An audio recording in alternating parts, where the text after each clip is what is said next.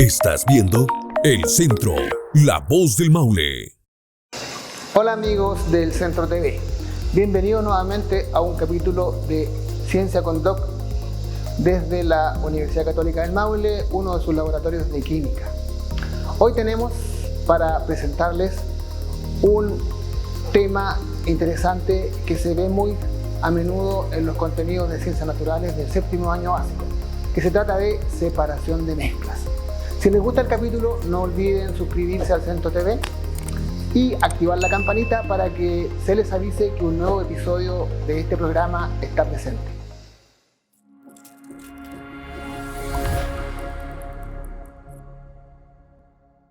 Bueno, la idea es que conversemos brevemente de algunas técnicas de separación de mezclas.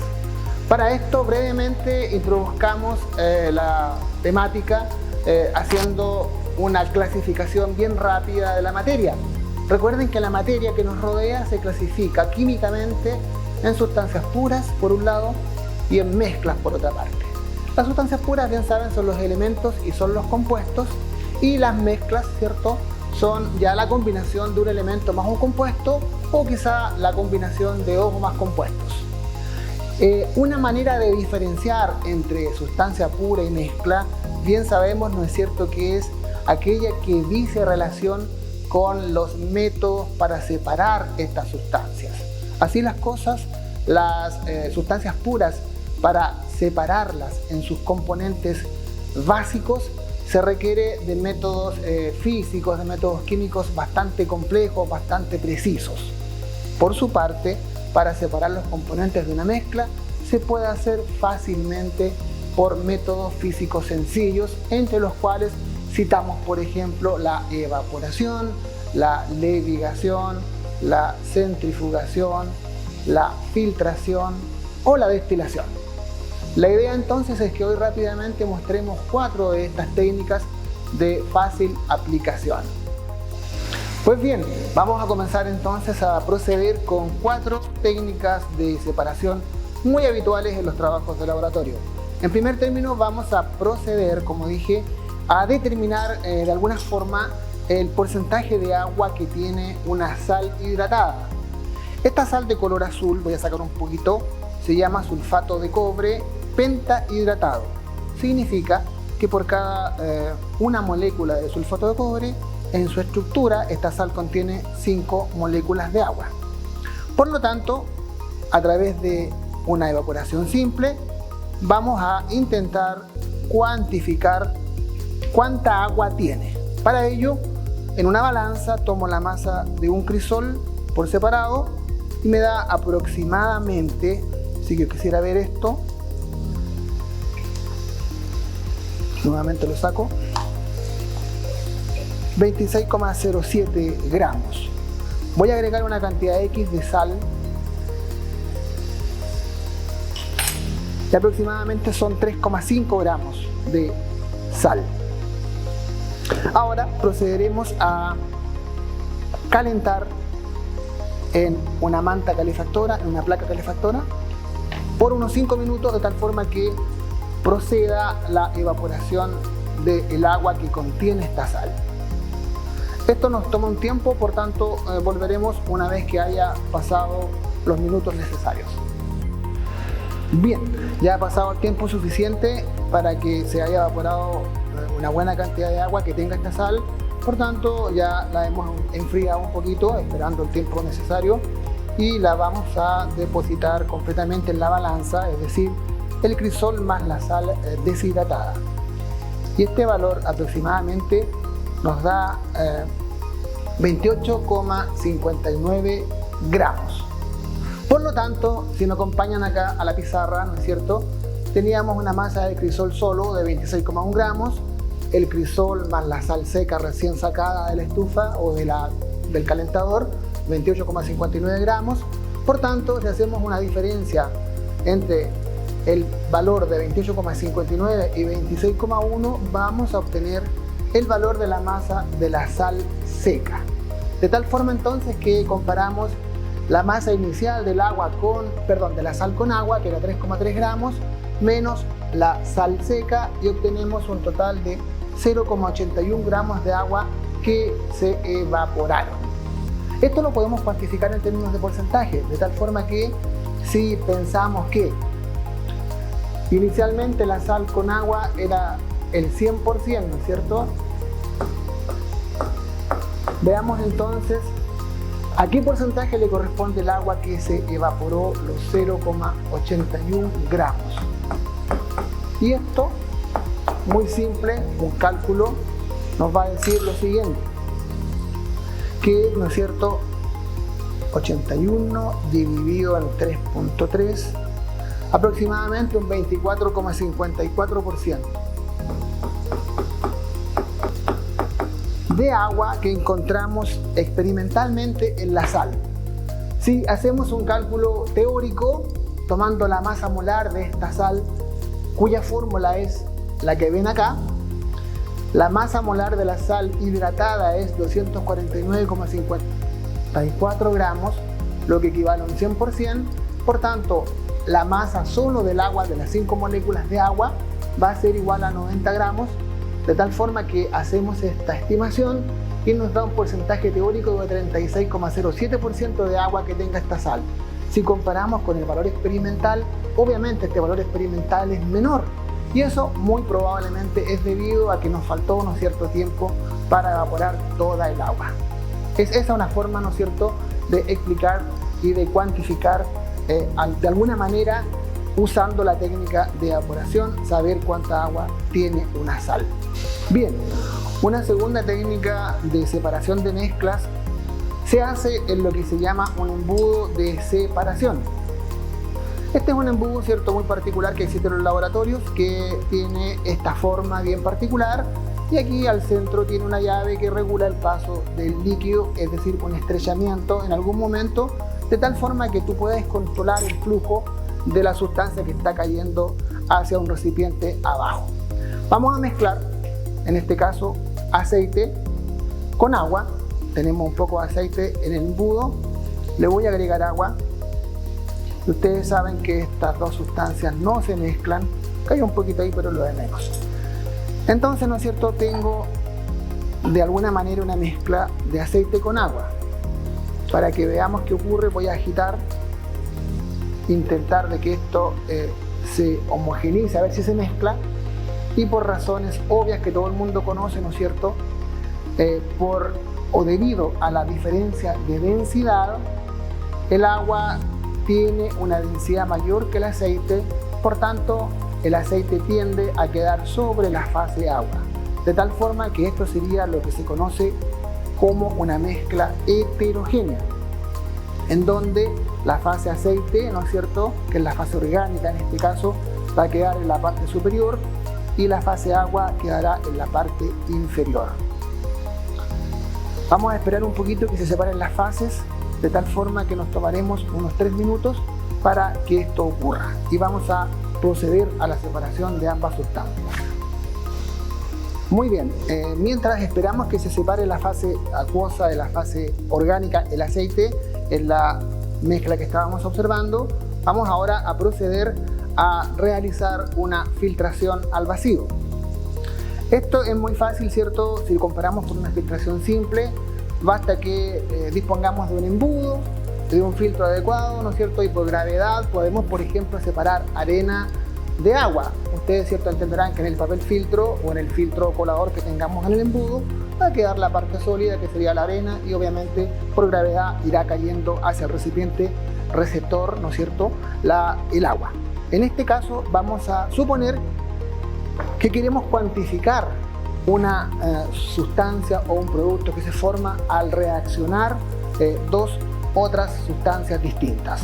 Vamos a hacer lo que ya hemos analizado en alguna ocasión, una reacción de precipitación. Formaremos un precipitado y voy a mezclar cantidades similares de cromato de potasio,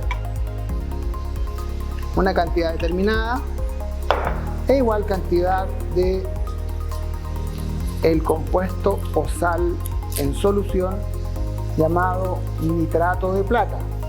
Les recuerdo que cuando se combinan ambas sustancias se forma una sustancia sólida que en general se llama precipitado, y en este caso van a recordar probablemente que se forma un precipitado de color rojo.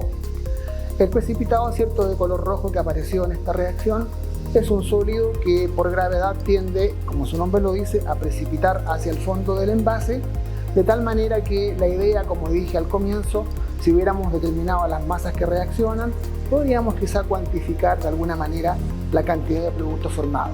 La idea es que podamos rescatar el sólido y para eso nos aprovechamos de la técnica de filtración al vacío.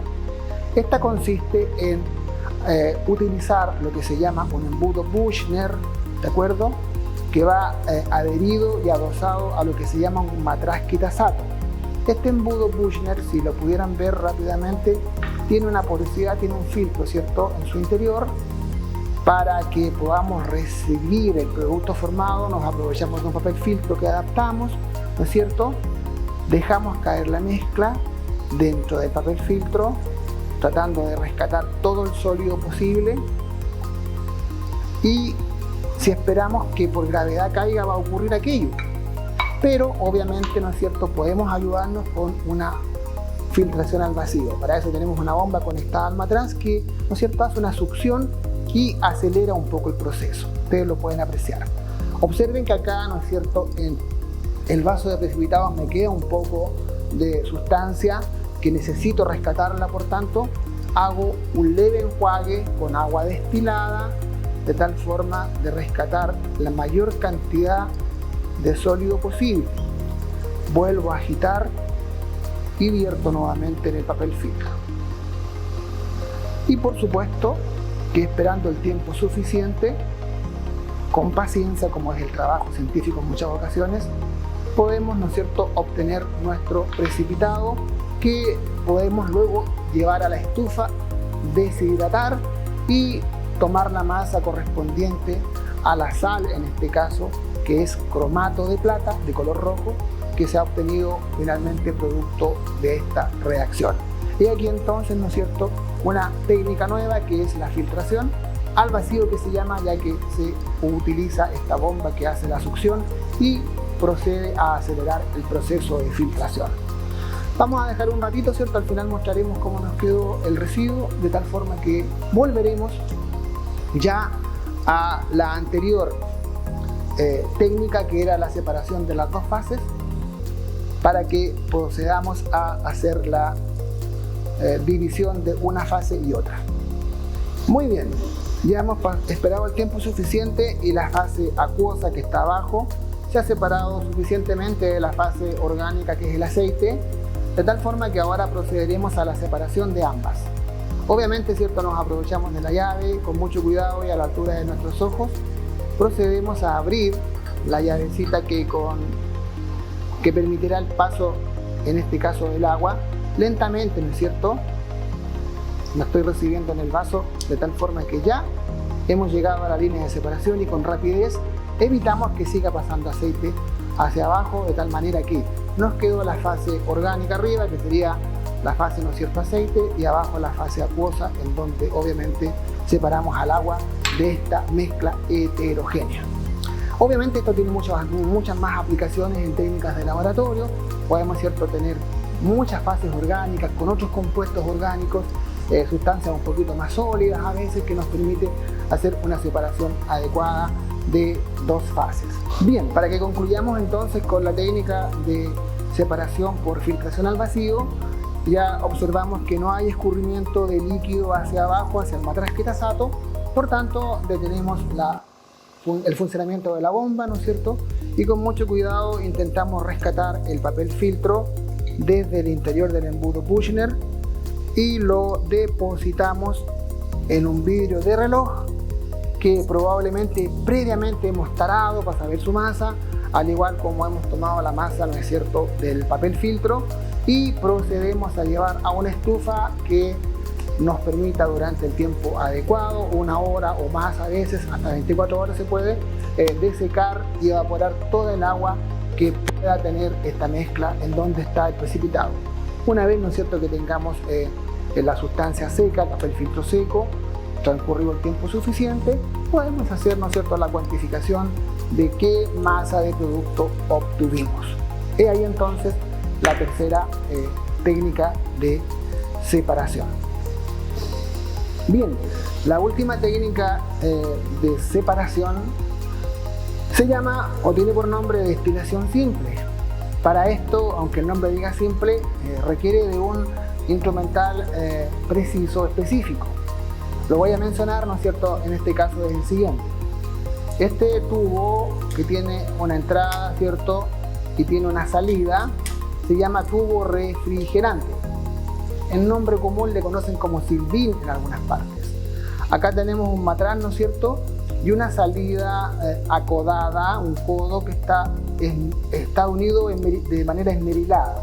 Está unido con un poquito de silicona de tal forma que calce perfectamente y no se ruede, ¿no es cierto?, cuando se hacen las uniones. Acá tenemos un balón con 3 entradas, pero hemos tapado 2 de ellas, ¿cierto?, y hemos conectado el tubo refrigerante con este tapón que lleva adherido un termómetro.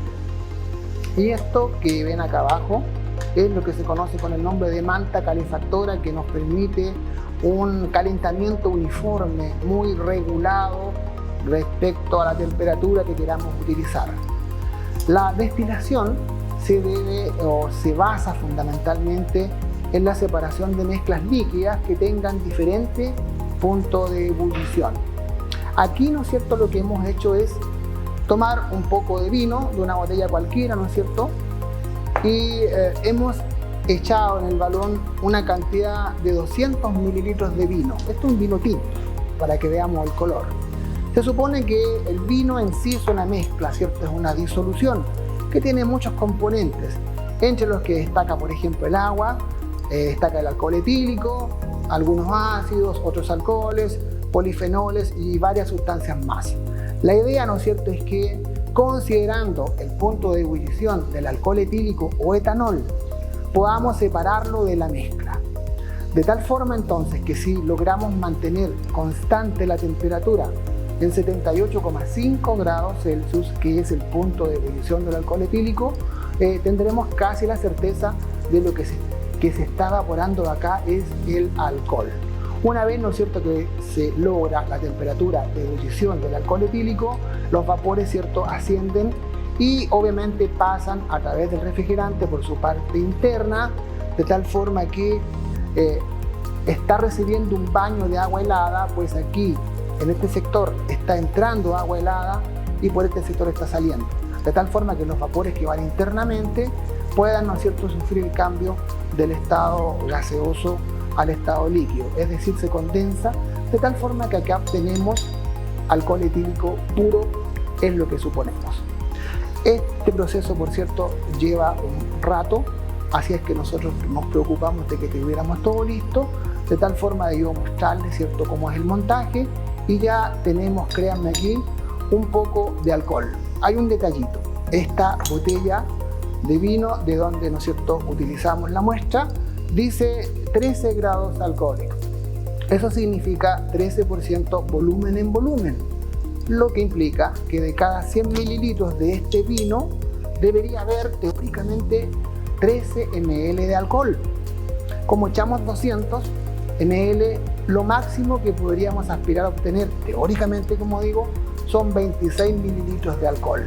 Pues bien, hemos concluido el proceso, hemos obtenido el destilado y voy a proceder a rescatar el producto que me interesaba.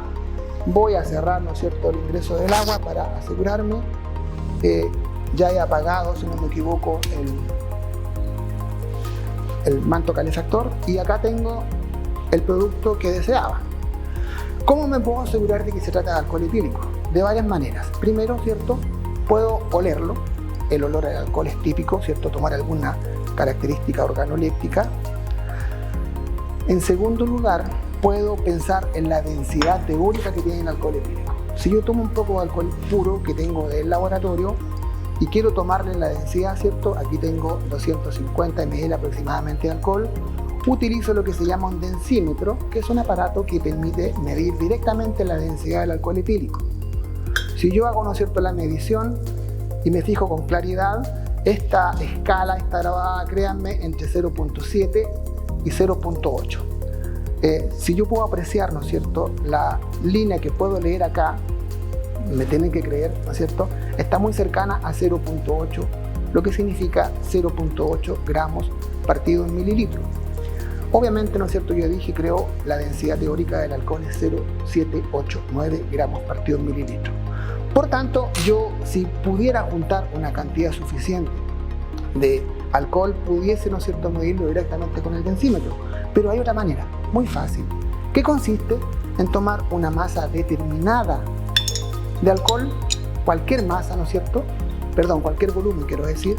En este caso voy a tomar yo aproximadamente, voy a medir aquí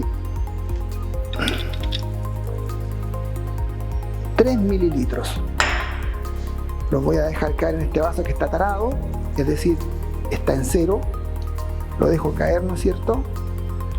Y veo que la masa que le corresponden a los 3 mililitros es aproximadamente 2,80 gramos. Es decir, los 3 mililitros de alcohol que yo medí, que obtuve, tienen una masa de 2,80 o 2,8 gramos. De tal manera que voy a medir entonces la densidad, ¿no es cierto?, es la razón entre la masa y el volumen.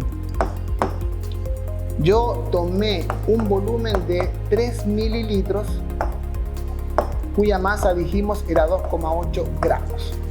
Si hacemos esa división rápidamente, 2,8 en 3, ¿qué obtenemos? 0,93 gramos partido en mililitro. Podemos estimar, ¿cierto?, un porcentaje de error en nuestro cálculo que lo podemos, ¿cierto?, justificar de varias formas. Nadie te asegura, ¿no es cierto?, que este alcohol que hemos obtenido sea el mismo que tenga el alcohol cuya densidad teórica aparece en los libros, ¿cierto? Pero de alguna forma te aproximas a entender de que alguna razón tenemos al obtener este producto. Una segunda muestra o prueba que podemos hacerle a nuestro producto es la prueba de la combustión. El alcohol, ¿no es cierto?, como muchos de los compuestos orgánicos, es combustible, ¿no es cierto? Y previo a esto, si quieren, por cierto, pueden levemente con el dedo, ¿no es cierto?, limpio, probar un poquito, y eso obviamente les va a saber a alcohol. Finalmente, ¿no es cierto?, probamos la combustión de este compuesto que hemos obtenido y se supone que deberíamos, ¿cierto?, tener un resultado positivo. Aquí, ¿no es cierto?, no se logrará apreciar, pero créanme que está ocurriendo la combustión del producto que hemos obtenido.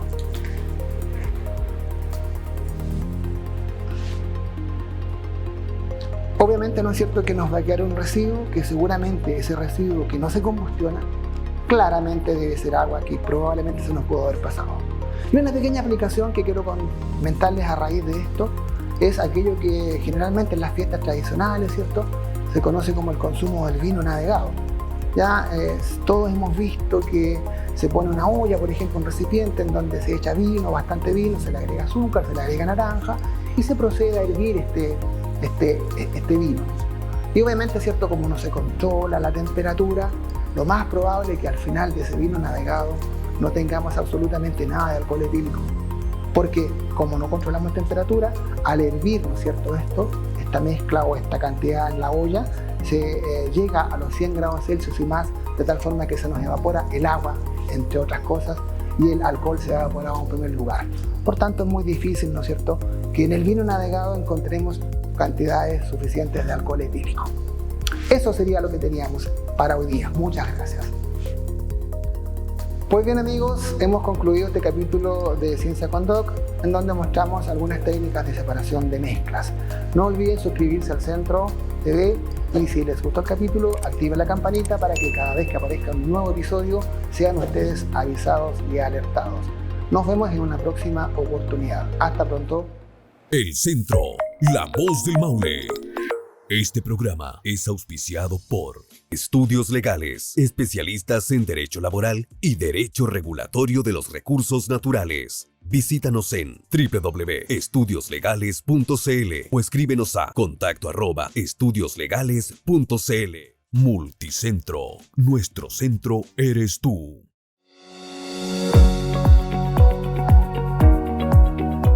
Hoy día estamos aquí compartiendo en el centro de distribución la entrega oficial de una mejora sustantiva que hicimos en lo que es el ambiente del trabajo, aquí todo lo que es la infraestructura, pensando en la calidad de vida y el bienestar de las personas. En realidad esto comenzó como un sueño y terminó en esta tremenda realización que a los chiquillos, mis colegas, les va a traer mucha satisfacción. Multicentro, contribuyendo al bienestar y calidad de vida de nuestros clientes y colaboradores. Visítanos en www.multicentro.cl. El Centro, la voz del Maule. Síguenos en todas nuestras plataformas.